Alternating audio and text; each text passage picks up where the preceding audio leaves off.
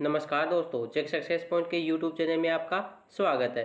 तो dear friends, आज के इस वीडियो में हम एनसीएल भर्ती परीक्षा की तैयारी के लिए जीके के कुछ मोस्ट इंपॉर्टेंट क्वेश्चंस को पढ़ने वाले हैं। ये हमारा जीके का 16 नंबर पार्ट है। इससे पहले हम इसके 15 पार्ट हैं वो डिस्कस कर चुके हैं। अगर आपने वो अभी तक नहीं देखे हैं तो वीडियो के डिस्क्रिप्शन में उनकी लिंक है, आप वहाँ से जाकर देख सकते हैं। आज के इस वीडियो में हम जीके के जो क्वेश्चन सेलेक्ट किए हैं वो इसके लिए एग्जाम के लिए बहुत ही इंपॉर्टेंट हैं और एक्सेप्टेड क्वेश्चंस हैं, जो कि आगाम में एग्जाम्स में आने के उनके 100% चांसेस हैं। तो आप इन क्वेश्चंस को ज़रूर से देखें और वीडियो को अंत तक ज़रूर देखें। अगर चैनल पर पहली बार है तो चैनल को सब्सक्राइब ज़रूर करें। तो आज के इस वीडियो को शुरू करते हैं।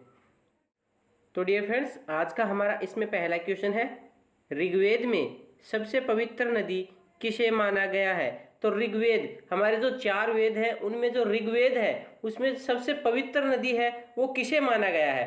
तो ऋग्वेद में सबसे पवित्र नदी है वो कौन सी नदी को माना गया है? तो वो माना गया है सरस्वती नदी को। सरस्वती नदी है उसको ऋग्वेद में सबसे पवित्र नदी माना गया है। और जो सरस्वती नदी है इसकी लंबाई है वो कितनी है? लगभग 1600 किलोमीटर। कितनी है? लगभग 1600 किलोमीटर है। और ये भारत और पाकिस्तान दोनों देशों में बहती है। नेक्स्ट क्वेश्चन है, भारतीय संविधान में समवर्ती सूची किसके संविधान से ली गई है? जब भारतीय संविधान बना था तो भारतीय संविधान में जो सभी चीजें हैं वो अलग अलग देशों से हमने धारण की हैं। तो ये जो समवर्ती सूची है ये हमने कौन से देश से ली है या प्राप्त की है? तो ये हमने प्राप्त की है ऑस्ट्रेलिया से। कौन से देश से प्राप्त की है? ऑस्ट्रेलिया से हमने समवर्ती सूची है ये ली है। और समवर्ती सूची है इसमें वर्तमान में है वो कितने विषय हैं? तो वो हैं लगभग 52 विषय हैं। कितने विषय हैं? 52 विषय हैं वो समवर्ती सूची में वर्तमान में स्थित हैं। नेक्स्ट क्वेश्चन है हमारा, तक्षशिला विश्वविद्यालय किन 2 नदियों के बीच स्थित था? तो तक्षशिला विश्वविद्यालय था वह कौन सी 2 नदियों के बीच में स्थित था? तो यह स्थित था सिंधु और झेलम नदी के बीच स्थित था। कौन सी 2 नदियों के बीच स्थित था? सिंधु और झेलम नदी के बीच में तक्षशिला विश्वविद्यालय है ये स्थित था। और ये वर्तमान में कहाँ पर स्थित है? ये वर्तमान में पाकिस्तान में स्थित है। और ये जो विश्व का पहला एकमात्र ऐसा विश्वविद्यालय था जिसकी स्थापना है वो 700 ईसा पूर्व में हुई थी। ये आप याद रखेंगे। नेक्स्ट क्वेश्चन को देखते हैं। नेक्स्ट क्वेश्चन है हमारा, सौरमंडल का सबसे बड़ा ग्रह कौन सा है? तो हमारा जो सौरमंडल है, सोलर सिस्टम है, उसमें सबसे बड़ा ग्रह है वो कौन सा है? तो सौरमंडल का सबसे बड़ा ग्रह है वो कौन सा है? तो वो हो जाएगा बृहस्पति ग्रह। बृहस्पति ग्रह है ये सौरमंडल का सबसे बड़ा ग्रह है। और सौरमंडल का जो सबसे छोटा ग्रह है वो कौन सा है? तो वो हो जाएगा बुध। बुध है वो सौरमंडल का सबसे छोटा ग्रह। और जो सौरमंडल है उसमें कुल कितने ग्रह हैं? तो वो हो जाएंगे 8 ग्रह। नेक्स्ट क्वेश्चन है हमारा, भारत में शहरी क्षेत्रों में प्रतिदिन प्रति व्यक्ति आवश्यक स्वीकृत औसत कैलोरी कितनी है? तो भारत में शहरी क्षेत्रों में प्रतिदिन और प्रति व्यक्ति के लिए आवश्यक स्वीकृत जो औसत कैलोरी की मात्रा है वो कितनी है? तो ये मान कितना हो जाएगा शहरी क्षेत्र के लिए? तो ये हो जाएगा 2100 कैलोरी। 2100 कैलोरी है ये शहरी क्षेत्र के लिए है। और जो ग्रामीण क्षेत्र है उनके लिए 1 कैलोरी का मान कितना है? तो ये हो जाएगा ग्रामीण क्षेत्रों में 2400 कैलोरी। ग्रामीण क्षेत्रों में तो आवश्यक न्यूनतम जो प्रति व्यक्ति के लिए आवश्यक कैलोरी है वो कितनी है औसत? वो 2400 है। और शहरी क्षेत्र के लिए 2100 कैलोरी मानी गई है।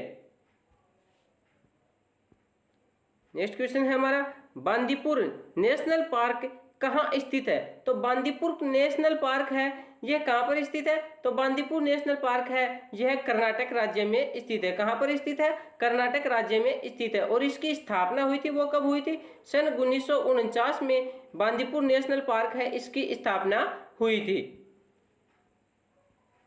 नेक्स्ट क्वेश्चन है हमारा, गुरुदेव के नाम से किसे जाना जाता है?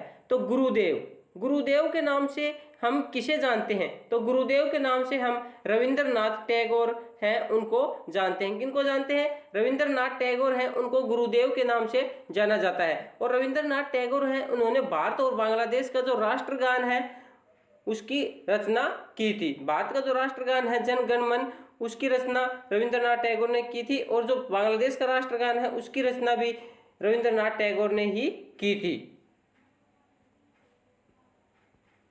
नेक्स्ट क्वेश्चन है, भारत की सबसे बड़ी वुल्लर झील किस राज्य में स्थित है? तो भारत की जो सबसे बड़ी जो मीठे पानी की झील है कौन सी है? तो वो हो जाएगी वुल्लर झील। तो ये वुल्लर झील है, ये कौन से राज्य में स्थित है? तो ये स्थित है जम्मू कश्मीर राज्य में। कौन से राज्य में स्थित है? जम्मू कश्मीर राज्य में स्थित है। भारत की सबसे बड़ी मीठे पानी की झील है। और ये जो झील है इसमें कौन सी नदी का पानी है वो आता है? तो वो आता है झेलम नदी का पानी इसमें आता है। ये आप याद रखेंगे। नेक्स्ट क्वेश्चन है हमारा, कथकली किस राज्य का प्रमुख शास्त्रीय नृत्य है? तो कथकली है वो किस राज्य का प्रमुख शास्त्रीय नृत्य है? तो ये हो जाएगा केरल राज्य का। केरल राज्य का प्रमुख लोक नृत्य है कौन सा है? वो हो जाएगा कथकली है। एक केरल राज्य का प्रमुख शास्त्रीय नृत्य है। ये आप याद रखेंगे कि तो केरल से क्या बन जाएगा? कथकली से केरल बन जाएगा। ये आप इस प्रकार से याद रखेंगे, कैसे क्या मैच कर देख लेंगे। नेक्स्ट क्वेश्चन है हमारा, भारत का सबसे बड़ा बंदरगाह है कौन सा है? तो भारत का सबसे बड़ा बंदरगाह है वो कौन सा है? तो भारत का सबसे बड़ा port, largest port of India है वो कौन सा है? तो वो हो जाएगा मुंबई बंदरगाह। मुंबई बंदरगाह है ये भारत का सबसे बड़ा बंदरगाह है। ये आप याद रखेंगे। तो ऑप्शन नंबर ए मुंबई है वो इसका करेक्ट आंसर हो जाएगा। नेक्स्ट क्वेश्चन है हमारा, भाखड़ा नांगल परियोजना किस नदी पर स्थित है? तो भाखड़ा नांगल परियोजना है वो किस नदी पर स्थित है, या फिर किस नदी पर भाखड़ा नांगल जो परियोजना है वो बनाई गई है? तो ये बनाई गई है सतलुज नदी पर। कौन सी नदी पर बनाई गई है? ये बनाई गई है सतलुज नदी पर। और जो भाखड़ा नांगल परियोजना है ये राजस्थान, हरियाणा और पंजाब तीनों की एक संयुक्त परियोजना है। और इसकी जो कुल लंबाई है वो कितनी है? वो लगभग 649 किलोमीटर है। नेक्स्ट क्वेश्चन है, यूनेस्को की विश्व विख्यात रानी की वाव इनमें से कौन से स्थान पर अवस्थित है? तो यूनेस्को की विश्व धरोहर सूची में शामिल है रानी की वाव। ये कौन से स्थान पर अवस्थित है या फिर कौन से स्थान पर स्थित है? तो ये हो जाएगी पाटन गुजरात में। पाटन गुजरात में स्थित है रानी की वाव या फिर रानी की बावड़ी। ये पाटन गुजरात में स्थित है। और इसे 2014 में, कब? सन 2014 में यूनेस्को की जो विश्व धरोहर सूची है उसमें शामिल किया गया था। और सन जुलाई 2018 में, कब? जुलाई 2018 में आरबीआई ने जो 100 रुपए का नया नोट जारी किया था उसमें रानी की बावड़ी है या रानी की वाव है इसको चित्रित किया था। तो ये आप याद रखेंगे। नेक्स्ट क्वेश्चन है, निम्न में से कौन सा गैर खाद्य फसल है? तो ये 4 ऑप्शन दिए गए हैं, उनमें ये बताना है कि इनमें से गैर खाद्य जो फसल है वो कौन सी है। तो ये जो फाइबर फसलें होती हैं, फाइबर फसलें कौन कौन सी होती हैं? जैसे जिनको तंतुओं के लिए उगाई जाती हैं, जैसे कपास, जूट, ये है ये फाइबर फसलों के रूप में जानी जाती हैं। तो ये होती हैं ये गैर खाद्य फसलें होती हैं। और जो खाद्य फसलें होती हैं वो कौन सी होती हैं? जैसे कॉफी, तेल बीज, गन्ना आदि हैं। ये क्या है? ये खाद्य फसलों की श्रेणी में आती हैं। नेक्स्ट क्वेश्चन है, भारत का राष्ट्रीय गीत वंदे मातरम किस ग्रंथ से संकलित है? तो भारत का जो राष्ट्रीय गीत है वंदे मातरम वह कौन से ग्रंथ से लिया गया है?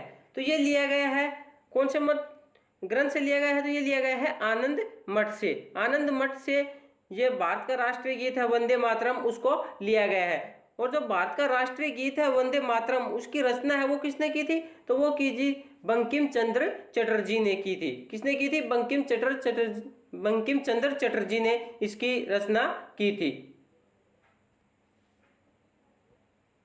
नेक्स्ट क्वेश्चन है, ओणम त्योहार किस राज्य में मनाया जाता है? तो ओणम त्योहार है वो कौन से राज्य में मनाया जाता है? तो ओणम त्योहार है ये केरल राज्य में मनाया जाता है। कौन से राज्य में मनाया जाता है? तो ये मनाया जाता है केरल राज्य में। नेक्स्ट क्वेश्चन को देखते हैं। नेक्स्ट क्वेश्चन है हमारा, सत्य और अहिंसा मेरे ईश्वर हैं, यह कथन किसका है? तो सत्य और अहिंसा मेरे ईश्वर हैं, यह कथन है ये किसने कहा था? यह फिर किसका कथन है? तो ये किसका कथन है? तो ये हो जाएगा महात्मा गांधी का। महात्मा गांधी है, उन्होंने कहा था कि सत्य और अहिंसा है वो मेरे क्या है? ईश्वर हैं। तो ये किसका कथन है? महात्मा गांधी का ये कथन है। नेक्स्ट क्वेश्चन है, नोबेल पुरस्कार किस वर्ष शुरू किए गए थे? तो नोबेल पुरस्कार है वो किस वर्ष शुरू किए गए थे? तो ये किए गए थे सन 1901 ईस्वी में। 1901 ईस्वी से नोबेल पुरस्कार है ये शुरू किए गए थे। और प्रथम भारतीय कौन थे जिन्होंने नोबेल पुरस्कार प्राप्त किया था?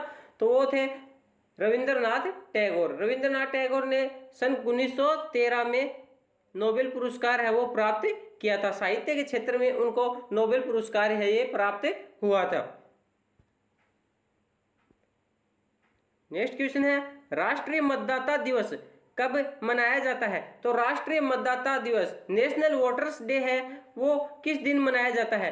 तो राष्ट्रीय मतदाता दिवस है वो प्रतिवर्ष 25 जनवरी के दिन मनाया जाता है। कब मनाया जाता है? 25 जनवरी के दिन राष्ट्रीय मतदाता दिवस के रूप में मनाया जाता है।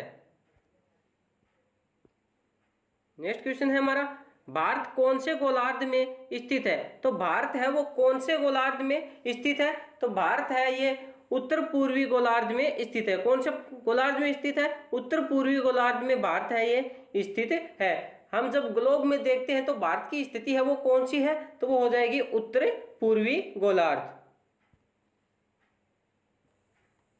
नेक्स्ट क्वेश्चन है, भारत पाकिस्तान को विभाजित करने वाली रेखा क्या कहलाती है? तो भारत और पाकिस्तान को जो विभाजित करने वाली जो सीमा रेखा है वो कौन सी रेखा कहलाती है? तो वो कहलाती है रेड क्लिफ रेखा। रेड क्लिफ रेखा के नाम से यह रेखा जानी जाती है। भारत और पाकिस्तान को ये अलग करती है। और ये जो रेखा है रेड क्लिफ रेखा, ये 17 अगस्त 1947 को सर सिरिल रेडक्लिफ की अध्यक्षता में यह सीमा रेखा है ये बनाई गई थी। कब बनाई गई थी? 17 अगस्त 1947 को। ये आप याद रखेंगे। तो डियर फ्रेंड्स, ये थे हमारा जीके के 16 नंबर पार्ट के कुछ मोस्ट इंपोर्टेंट क्वेश्चंस। अगर आपको वीडियो पसंद आए तो प्लीज़ वीडियो को लाइक करना, कमेंट करना, अपने फ्रेंड्स में शेयर जरूर करना ताकि उनकी भी अधिक से अधिक मदद हो सके। अगर चैनल पर पहली बार आए तो चैनल को सब्सक्राइब जरूर करना। धन्यवाद।